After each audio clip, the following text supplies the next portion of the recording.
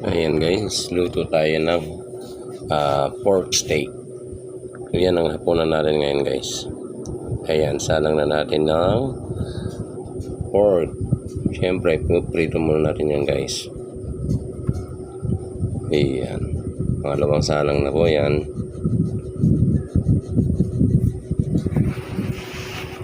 Kailangan natin i-prito guys para maluto muna yung yung aroma nya.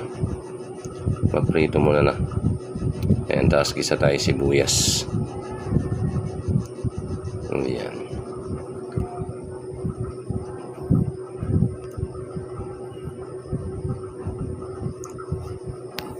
Request po ng anak ko yan, kaya luto tayo ng pork steak.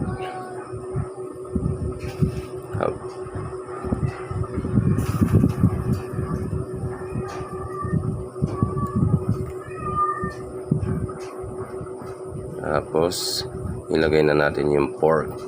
Ayan, ilatag na yung pork. Saka ayan, sinalansa na guys. Tapos yung pinagmarinitan guys, ayan, ilagay na natin para nandun lahat yung lasa. Tapos lagyan natin ng tubig para lumambot. Yan, kumukulo na siya guys, oh. Tapos pamintang winasak, kulong-kulo na guys, oh. Patutuyuin natin yan guys. Dapat lumapot yung sabaw niya. Ayan na guys, oh. Ayan na siya guys. Yummy pork steak. May toppings pang sibuyas yan guys.